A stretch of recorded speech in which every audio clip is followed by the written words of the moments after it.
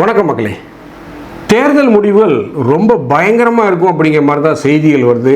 ஏன் அப்படின்னு பார்த்தீங்கன்னா, தமிழக வெற்றி கழகத்துடைய வீரியம் மிகப்பெரிய அளவில் தேர்தல் முடிவுகளில் எதிரொலிச்சிருக்கு. இதை ஒரு மிகப்பெரிய அறிக்கையாக உளவுத்துறை ஒரு 6லிருந்து 7 பக்க அறிக்கையாக தமிழக முதல்வருக்கு அவருடைய கொடைக்கானல் ஹோட்டலில் அவர்கிட்ட கொடுத்துருக்கதாக செய்தி வருது. ஸோ இந்த உளவுத்துறை ரிப்போர்ட்டை பார்த்த தமிழக முதல்வர் மிகப்பெரிய அளவில் அதிர்ச்சி அடைந்து விட்டார் அப்படிங்கிற மாதிரி தான் செய்திகள் வருது. ஸோ இப்பேற்பட்ட சூழ்நிலையில் திமுகவுடைய அனுதாபியாகவும் அரசியல் விமர்சகர் என்ற பெயரில் திமுகவுடைய ஆதரவாளராகவும் வள வந்த அண்டா செந்தில், ஆமாம் சாரி அவரே என்ன நீங்கள் அண்டான்னு கூப்பிடலாம், நான் திமுக சொம்பு கிடையாது, நான் திமுகவுடைய அண்டான்னு நீங்கள் கூப்பிடலாம், இந்த அளவுக்கு இல்லை, நான் திமுகவை இந்த அளவுக்கு ஆதரிக்கிறேன்னு சொன்ன செந்தில்வேலு இன்னைக்கு கதறி கதறி ஒரு வீடியோவை அவருடைய சேனலில் போட்டிருக்காரு.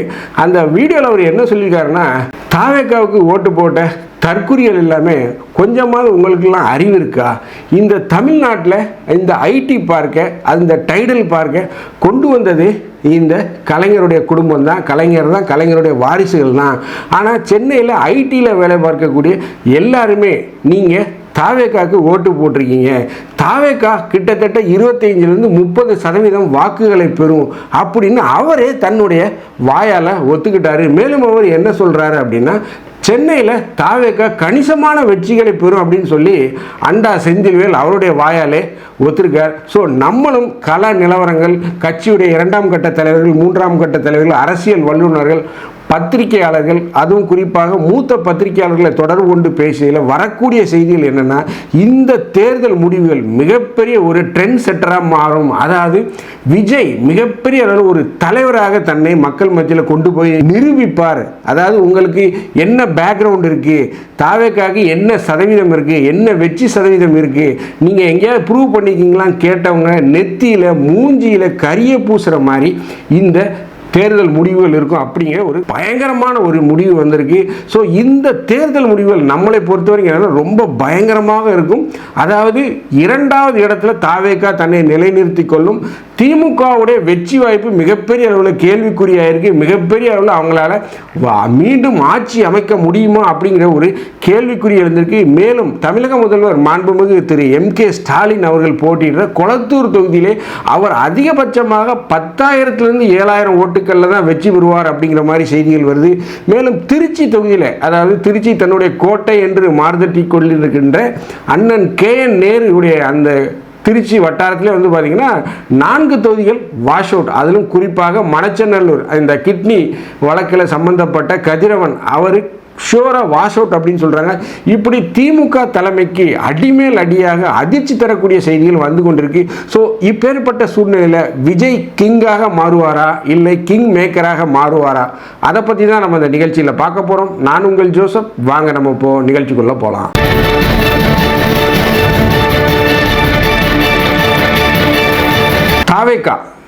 தாவேக்கெல்லாம் என்னங்க விசில் அடிச்சா குஞ்சுங்க, தற்கூரி கூட்டங்க. இவங்களுக்கெல்லாம் எவங்க ஓட்டு போடுவான்? இவங்கெல்லாம் சும்மா அந்த விசில் அடிச்சுட்டு கத்திட்டு மரத்தில் ஏறி ஆச்சா பூஜான்னு கத்திட்டு ஓடிடுவாங்க. இவங்கெல்லாம் வாக்கு சதவீதமே கிடையாதுங்க அப்படின்னு ஆரம்பத்துலேருந்தே சொல்லிக்கிட்டு இருந்தாங்க ஒரு கூட்டம். இன்னைக்கு அந்த கூட்டத்தில் ஒரு மிகப்பெரிய அனுதாபியாக இருந்த, மிகப்பெரிய அண்டாவாக இருந்த அண்ணன் செந்தில்வேல் அவர்களே பார்த்தீங்கன்னா கதறி கதறி ஒரு வீடியோ போட்டிருக்கார். அந்த வீடியோவை நம்மளால் வைக்க முடியாது, ஏன்னா வச்சோன்னு தெரிஞ்சதுன்னா கண்டிப்பாக காப்பிரைட் ஸ்ட்ரைக் கொடுத்துருவார். ஸோ அதனால் அந்த வீடியோவை நீங்கள் அவருடைய சேனல்லே போய் பார்த்துக்கோங்க. அதில் அவர் என்ன சொல்லியிருக்காருன்னா, ரொம்ப தரக்குறைவாக பேசியிருக்கார். அந்த வீடியோவில் ரொம்ப தரக்குறைவாக பேசியிருக்கார். என்ன சொல்லியிருக்காருன்னா, உங்கள் தட்டில் இருக்க சோத்தை பார்த்து பேசுங்கடா, அதில் உப்பு போட்டு தானே நீங்கள் சாப்பிட்றீங்க. அதுவும் குறிப்பாக தாவேக்காவுக்கு ஆதரவாக சென்னையில் ஓட்டி போட்ட இந்த ஐடி துறையில் வேலை பார்க்கக்கூடிய தாவேக்காவுக்கு ஓட்டு போட்ட இந்த சாஃப்ட்வேர் இன்ஜினியர்கள், உங்களுக்கு இந்த ஐடி துறையை கொண்டு வந்ததே கலைஞர் தாயா? கலைஞர் இந்த ஐடி துறையை தமிழ்நாட்டில் கொண்டு வந்துட்டு இருக்கும்போது நடிகர் விஜய் அவர்கள் சங்கவி கூடையும் சிம்ரன் கூடையும் டான்ஸ் ஆடிக்கிட்டு இருந்தார் அப்படின்லாம் பேசுகிறார். இதெல்லாம் ஒரு என்ன தரக்குறைவான விமர்சனம். அப்போ இவர் என்ன பண்ணிட்டு இருந்தார்? கலைஞருக்கு விளக்கு பிடிச்சிட்டு இருந்தாரா? ஸோ அப்படி ஒரு கேள்வி வரும்ல. ஸோ ஒரு நடிகர் அவருடைய தொழில் சினிமாவில் நடனம் ஆடுவது, காமெடி செய்வது, ஸ்டண்ட் செய்வது அவருடைய தொழில். கலைஞர் ஒரு மிகப்பெரிய தலைவர். அவர் கூட நம்ம விஜயை ஒப்பிடலை, எங்கேயுமே நம்ம ஒப்பிடலை. பட் கலைஞர் ஒரு திட்டத்தை கொண்டு வந்துட்டு இருக்கும்போது இவர் வந்து சங்கவி கூட டான்ஸ் ஆடிட்டு இருந்தார், சிம்ரான் கூட டான்ஸ் ஆடிட்டு இருந்தார் அப்படின்னு சொல்கிறக்கூடிய இந்த செந்தில்வேல் போன்ற ஒரு மட்டமான பத்திரிகையாளர்கள்லாம் நம்ம என்ன சொல்கிறது சொல்லுங்கள். கேட்டால் அவர் என்ன சொல்கிறாரு, நாங்கள் திராவிட பாரம்பரியத்திலேருந்து வந்த பத்திரிகையாளர்கள் அப்படிங்கிறாரு. ஆனால் உங்களுக்கு எதிராளியாக போட்டுப்படக்கூடிய புதிதாக வரக்கூடிய ஒரு மனிதரை இந்த மாதிரியா அவருடைய தொழிலை சொல்லி அவர் தொழிலில் செய்யக்கூடிய விஷயங்களை செய்து அவர் என்ன சும்மாவா ரோட்டில் போட பொம்பளை கூட ஆடி அவர் தொழிலுங்க அது, அதை போய் நீங்கள் அசிங்கப்படுத்துறீங்க. அப்போ நீங்கள் சொல்கிறதெல்லாம் என்ன செய்யலாம்? நீங்கள் பத்திரிகையாளர்னு சொல்கிறீங்க, அரசியல் விமர்சகங்க போர்வையில் விவாதத்தில் வர்றீங்க, என்ன பேசுகிறீங்க? திமுகவுக்கு ஆதரவாக தானே பேசுகிறீங்க. நீங்களே உங்களை அண்டான்னு சொல்லிட்டீங்க, அது ரெண்டாவது விஷயம். பட் ஆனால் உங்களுக்கு என்ன அரசியல் விமர்சகர்னு புரியும். அப்போ எல்லாத்தையுமே விமர்சனம் பண்ணணும். திமுகவுக்கு ஆதரவு நிலைப்பாட்டில் உட்காந்துக்கிட்டு மிச்சவனுக்கெல்லாம் எதிராக பேசினா அப்போ நீங்கள் வந்து எப்படி விமர்சகருங்க பொறுவையில் எப்படி வருவீங்க? ஸோ இப்படி ஒரு அண்டா அதான் அண்ணன் செந்தில்வேல். அவர் கதறி வீடியோ போட்டிருக்காரு. அதாவது அவரே அவரோட வார்த்தையில் சொல்கிறாரு, தாவேகா 25% குறையாமல் வாக்குகளை பெறும் அப்படிங்கிறார். ஸோ அதையெல்லாம் நம்ம கணக்கில் எடுத்து பார்க்கும்போது நம்ம சேனல் நம்ம தொடர்ச்சியாக சொல்லிட்டு வர்றோம், விஜய் குறைந்தது 25 எம்எல்ஏக்களை பெறுவார். அதில் எந்த மாற்று கருத்தும் இல்லை. 25 எம்எல்ஏக்களை பெறுவார். சென்னையில் கிட்டத்தட்ட 16 சீட்டுமே எனக்கு தெரிஞ்சு வாஷ் அவுட் ஆகிறதுக்கு வாய்ப்பு இருக்குது. மிகப்பெரிய அளவில் சென்னையில் வாஷ் அவுட் ஆகிறது வாய்ப்பு இருக்குது. அந்த பொற்கொடி அவங்க ஆம்ஸ்ட்ராங் இருக்காங்க இல்லையா, அண்ணன் ஆம்ஸ்ட்ராங் அவருடைய மனைவி, மறைந்த அண்ணன் ஆம்ஸ்ட்ராங் அவருடைய மனைவி, அவர் அங்கே ஷூராக வெற்றி பெறார். ஸோ அதையெல்லாம் கணக்கு பார்க்கும்போது இந்த 16லேருந்து 15 தொகுதிகளை தாவேகா வந்து ஷூராக வெற்றி பெறதுக்கு வாய்ப்பு இருக்குது அப்படின்னு சொல்கிறாங்க. ஸோ இதை பற்றி ஒரு மிகப்பெரிய ஒரு அறிக்கையை வந்து தமிழக உளவுத்துறை வந்து முதல்வர்கிட்ட கொடுத்துருக்கு. ஸோ இதை வந்து பார்த்த அந்த முதல்வருக்கு ஒரு மிகப்பெரிய ஷாக் ஆயிருக்கு, மிகப்பெரிய ஒரு ஷாக் ஆயிருக்கு. ஸோ முதல்வரின் நிழலாக கருதப்படக்கூடிய அந்த துணை முதல்வர் அவர் வந்து பார்த்திங்கன்னா இப்போது துபாய்க்கு போயிட்டார். ஸோ அவருமே வந்து கள நிலவரங்கள் எல்லாம் கேட்டு எல்லாம் விசாரித்ததில் மிகப்பெரிய அளவில் தாவேகாவுக்கு ஓட்டு விழுந்திருக்கு அப்படின்னு தெரிஞ்சாலும் ஒரு வெக்ஸ் ஆகி அவர் வந்து துபாய்க்கு போனதாக செய்திகள் வருது. ஸோ நம்மளை பொறுத்தவரை நம்ம தொடர்ச்சியாக நம்ம சேனலுடைய நிலைப்பாடு என்னென்னா, தாவேகா குறைந்தது 25% வாக்குகளை பெறும். அதுவும் குறிப்பாக இந்த கோஸ்டல் ஏரியா, அதாவது இந்த மீனவ கடற்கரை கிராமங்கள், கன்னியாகுமரி இந்த சைடு எல்லாமே மிகப்பெரிய அளவில் வெற்றி வாய்ப்பை பெறுவார்கள். இதில் மிகப்பெரிய ஒரு மாற்று கருத்து இல்லை. நிறைய பேர் சொல்கிறாங்க அவங்க திமுகவுடைய அனுதாபிகளாக இருக்காங்க, தாவேகா வெற்றி பெறாது, தாவேகா அதிகபட்சமாக 2 தொகுதிகளை பெறும் அப்படிங்க. விகடனே அதான் போட்டிருந்தாங்க 3 தொகுதி. ஆனால் மக்கள் விரும்பும் முதல்வர் யாருன்னா விஜயா. ஆனால் விஜய்க்கு வந்து 3 சீட்டு தான் ஜெயிப்பார். 44% மக்கள் விரும்பும் முதல்வராக விஜய் இருக்கிறார். ஆனால் விஜய்க்கு கிடைக்கக்கூடிய சீட்டுகள் என்னன்னு பார்த்தீங்கன்னா 3 தான் கிடைக்குமா. ஸோ இதுவே ஒரு உல்டா ஒரு நம்பிக்கை இல்லாத ஒரு இது சர்வே ரிப்போர்ட் அப்படின்னு தான் சொல்லுவேன். ஸோ என்ன எதுவாக இருந்தாலும் நம்ம 29ஆம் தேதி எக்ஸிட் போல் முடிவுகள் வரும். எக்ஸிட் போல் முடிவுகளே நான் மீண்டும் சொல்கிறேன், இந்த திமுக ஆதரவு ஊடகங்கள் கண்டிப்பாக விஜய்க்கு எதிராக ஒரு எக்ஸிட் போலை தான் சொல்லுவார்கள். மேற்கொண்டு வேணால் நார்த் இந்தியாவில் வேணால் ஒரு ஊடகம் இல்லை 2 ஊடகம் விஜய்க்கு ஆதரவாக பேசலாம்.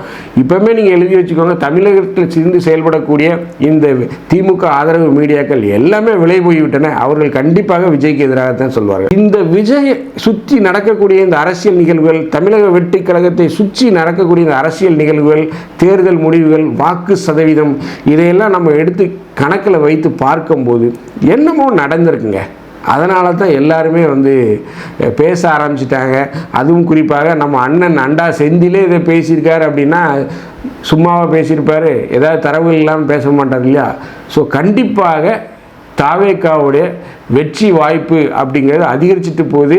அதுவும் குறிப்பாக நிறைய பேர் விஜய் அப்படிங்கிற அந்த 3 எழுத்து அவருடைய முகத்தை நம்பி தான் ஓட்டு போட்டிருக்காங்க. நிறைய பேருக்கு ஓப்பனாக நான் சொல்கிறேன், வாக்காளர்களுக்கு வேட்பாளர்கள் யாருன்னே தெரியாது, வேட்பாளர்களுடைய முகத்தை கூட நான் பார்த்ததில்லை. ஆனால் விஜய் அப்படிங்கிற ஒரு பேருக்காக தான் நான் ஓட்டு போடுறேன், எங்கள் தொகுதியில் வேட்பாளர் தாவேகா வேட்பாளர் யாருன்னே தெரியாதுறேன், அந்த அளவுக்குலாம் நிறைய பேர் சொல்கிறத நான் கேட்டிருக்கேன். பட் ஆனாலும் இது விஜய் ஒரு கரிஷ்மேட்டிக் லீடராக மக்கள் மத்தியில் வந்து விட்டார். 50 ஆண்டுகளுக்கு பிறகு ஒரு மிகப்பெரிய எழுச்சி மக்கள் மத்தியில் வந்திருக்கு. ஸோ அதனுடைய வெளிப்பாடு தான் மக்கள் தன்னெழுச்சியாக வந்து தேர்தல் பூத்துக்கு போய் ஓட்டுகளை போட்டிருக்காங்க. ஸோ இதையெல்லாம் கணக்கில் வைத்து பார்க்கும்போது பார்த்தீங்கன்னா மே 4ஆம் தேதி இந்த தேர்தல் ரிசல்ட் வாக்கு எண்ணிக்கை முடிவுங்கிறது ரொம்ப பயங்கரமாக இருக்கும். அதாவது நம்ம அந்த அமைதிப்படையில் நாகராஜ சோழன் எம்ஏ வெற்றி பெற்றார் வந்து அதே போல தான் போகும். மிக கடுமையான டஃப் ஃபைட்டை கொடுப்பார்கள். கடைசி வரைக்கும் இழுபறியாக போகும். கடுமையான அலப்பறைகள் மோதல்கள்லாம் நடைபெற வாய்ப்பு இருக்குது. தேர்தல் வாக்குச்சாவடி மையங்களில் தேர்தல் முடிவுகளை மாற்றி சொல்வதற்கும் கூட ஆளும் தரப்பிலிருந்து அழுத்தம் கொடுக்கப்படலாம் அப்படிங்கிற மாதிரிலாம் செய்தி வருது. ஸோ தாவேகா உறுப்பினர்கள் தொண்டர்கள்லாம் ரொம்ப உஷாராக இருங்க. தேர்தல் முடிவுகளை 1க்கு 2 முறை உறுதிப்படுத்திட்டு வெற்றி வாய்ப்புகளை பதிவு செய்யுங்கள். ஸோ என்னை பொறுத்தவரை தாவேகாவுடைய வெற்றி வாய்ப்பு ரொம்ப பிரகாசமாக இருக்குது. கிட்டத்தட்ட நாம் சொன்னதான் 22லிருந்து 25 தொகுதிகளை தாவேகா பெறும். அதிமுகவுடைய 2ஆம் கட்ட தலைவர்கள் நடிகர் விஜயையும் அவருக்கு கீழே இருக்கக்கூடிய புஷி அண்ணன் ஆதவ் அர்ஜுனா போன்றவர்களாம் தொடர்பு கொண்டு பேச்சில் ஈடுபட்டு இருக்காங்க. ஒருவேளை தாவேகா மிகப்பெரிய அளவில் வெற்றி பெற்றால் கூட்டணி அமைத்து செய்யலாமா அப்படிங்கிற மாதிரிலாம் பேச்சுகள் வருது.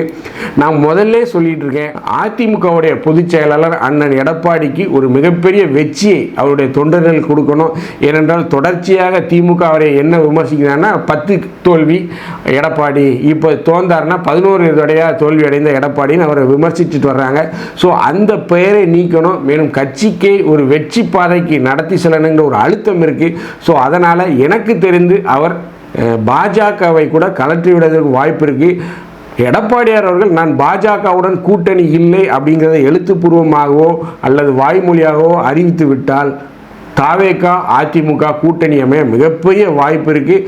ஸோ அதற்கு அப்புறம்தான் யார் முதல்வர், யார் துணை முதல்வர், விஜய் முதல்வர் ஆகிறாரா இல்லது எடப்பாடி முதல்வர் ஆகிறாரா, இல்லை 2.5 வருஷம் விஜய் முதல்வர் ஆகிறாரா, இல்லை 2.5 வருஷம் எடப்பாடி முதல்வரா.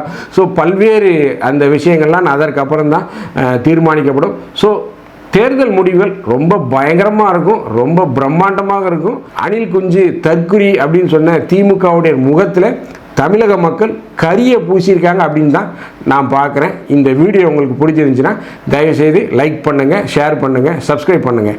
மறக்காமல் உங்கள் கருத்துக்களை கமெண்ட் செக்ஷனில் சொல்லுங்கள். நன்றி, வணக்கம்.